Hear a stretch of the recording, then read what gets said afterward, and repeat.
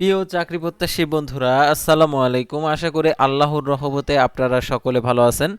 তো ভূতান্ত্রিক ও জরিপ অধিদপ্তরের নতুন নিয়োগ বিজ্ঞপ্তি প্রকাশিত হয়েছে 6 এপ্রিল 2026 খ্রিস্টাব্দ তারিখে, অর্থাৎ ভূতান্ত্রিক ও জরিপ অধিদপ্তরের। অর্থাৎ এই নিয়োগ বিজ্ঞপ্তিটা সম্পূর্ণ সরকারি নিয়োগ বিজ্ঞপ্তি, রাজস্ব খাতভুক্ত।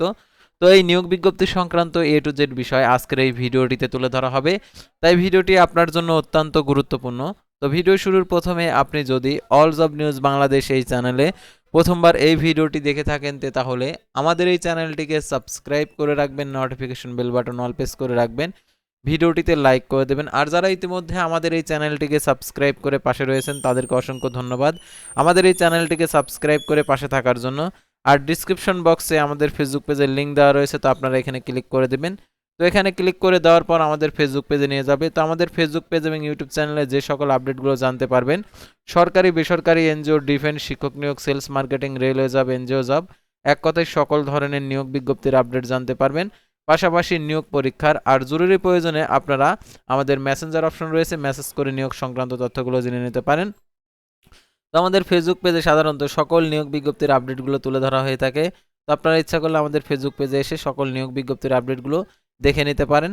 তো আর কথা না বাড়িয়ে চলে যাচ্ছি মূল সার্কুলার পেজে। যেহেতু আপনারা ভূতান্ত্রিক জরিপ অধিদপ্তরে আবেদন করতে আগ্রহী, তো এই নিয়োগ বিজ্ঞপ্তিতে আবেদন করতে গেলে আপনাদেরকে অবশ্যই এই ভিডিওটি সম্পূর্ণ দেখতে হবে, কারণ বিভিন্ন নীতিমালা প্রণয়ন করেছে এই নিয়োগে। তো দেখতে পাচ্ছেন এখানে যে বিষয়গুলো প্রথমে আর কি নীতিমালাগুলো দিয়েছে, অর্থাৎ যারা বাংলাদেশি নাগরিক রয়েছেন তারা এটাতে আবেদন করতে পারবেন। তো দেখতে পাচ্ছেন ভূতান্ত্রিক জরিপ অধিদপ্তরে জিএসবি রাজস্ব খাতভুক্ত, অর্থাৎ সম্পূর্ণ সরকারি, অস্থায়ী ভিত্তিতে, অর্থাৎ 1 বছর অস্থায়ী থাকবে, তারপর 1 বছর পর স্থায়ী হয়ে যাবে। বাংলাদেশি স্থায়ী যারা নাগরিক রয়েছেন সকল জেলার প্রার্থী আবেদন করতে পারবেন gsb.teletalk.com.bd ওয়েবসাইটে গিয়ে। অনলাইন ব্যতীত কোনো আবেদনপত্র গ্রহণ করা হবে না, অর্থাৎ অনলাইনের মাধ্যমে আপনাদেরকে আবেদন করতে হবে।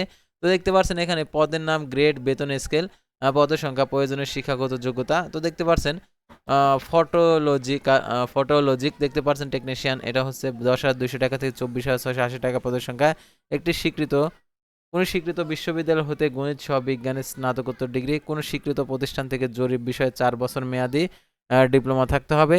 তারপর দেখতে পাচ্ছেন সার্ভায়ার, পদের সংখ্যা 3টি, 10,200 টাকা থেকে 24,680 টাকা পদের সংখ্যা 3টি। কোনো স্বীকৃত বোর্ড হইতে মাধ্যমিক স্কুল সার্টিফিকেট সমান পরীক্ষা উত্তীর্ণ, স্বীকৃত কোনো প্রতিষ্ঠান থেকে জরিপে 4 বছরের মেয়াদি ডিপ্লোমা থাকতে হবে। তারপর পরীক্ষাগার সহকারী 14তম গ্রেড, 10,200 টাকা থেকে 24,680 টাকা পদের সঙ্গে একটি স্বীকৃত কোনো বিশ্ববিদ্যালয় থেকে রসায়নবিদ্যা, পদার্থবিদ্যা, বিজ্ঞানে স্নাতকোত্তর degree.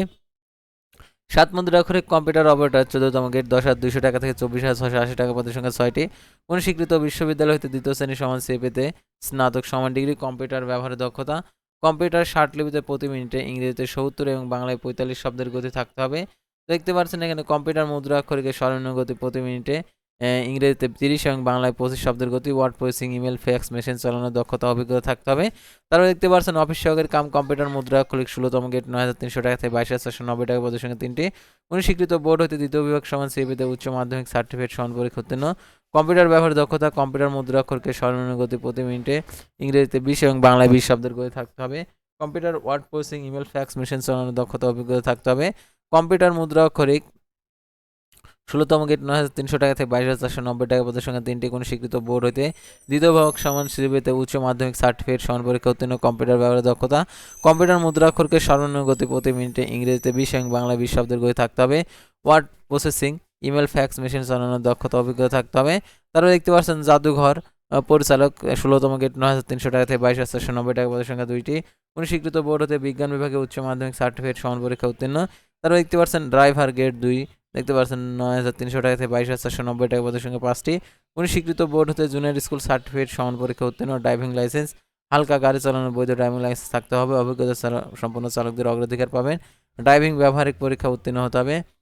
Chilling assistant দ্বিতীয়তম grade, 17তম grade 2, এটা হচ্ছে 17তম গ্রেড, 9,000 টাকা থেকে 21,800 টাকা পদের সঙ্গে 6টি। কোনো স্বীকৃত বোর্ড হতে বিজ্ঞান বিভাগে উচ্চ মাধ্যমিক সার্টিফিকেট সমান পরীক্ষা উত্তীর্ণ। সুস্বাস্থ্যের অধিকারী হতে হবে। তারপর পরীক্ষাগার পরিচালক 18তম গ্রেড, 8,800 টাকা থেকে 21,310 টাকা পদের সঙ্গে একটি। কোনো স্বীকৃত বোর্ড হইতে বিজ্ঞান বিভাগে উচ্চ মাধ্যমিক সার্টিফিকেট অর্থাৎ এইচএসসি পাস অফিস সহায়ক 20তম গেট 8,250 টাকা থেকে 20,010 টাকা পদের সংখ্যা 15টি। কোনো স্বীকৃত বোর্ড হতে জুনিয়র স্কুল সার্টিফিকেট জিএসসি সমমান শ্রেণীর উত্তীর্ণ এবং সুস্বাস্থ্যের অধিকারী হতে হবে। নিরাপত্তা প্রহরী দেখতে পাচ্ছেন এখানে 20তম গেট 8,250 টাকা থেকে 20,010 টাকা পদের সংখ্যা 5টি। কোনো স্বীকৃত বোর্ড হতে জুনিয়র স্কুল সার্টিফিকেট জিএসসি অষ্টম শ্রেণী বা সমান পরীক্ষা উত্তীর্ণ সুস্বাস্থ্যের অধিকারী হতে হবে।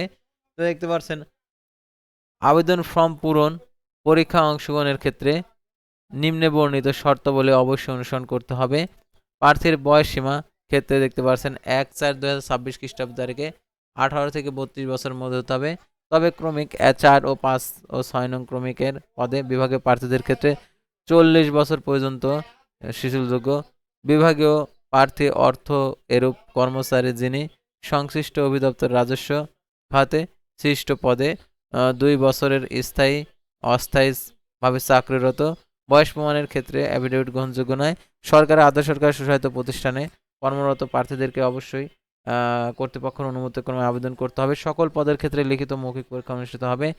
1 থেকে 3 ও 7 এবং 9 থেকে 12 নং ক্রমিক নং 5 জনের লিখিত পরীক্ষায় উত্তীর্ণ প্রার্থীরা 4, 6 ও 8 নং ক্রমিক নং পদের লিখিত পরীক্ষার পর ব্যবহারিক পরীক্ষার প্রার্থীরা ও পরীক্ষায় উত্তীর্ণ প্রার্থীরা মৌখিক পরীক্ষার জন্য যোগ্য বিবেচিত হবে।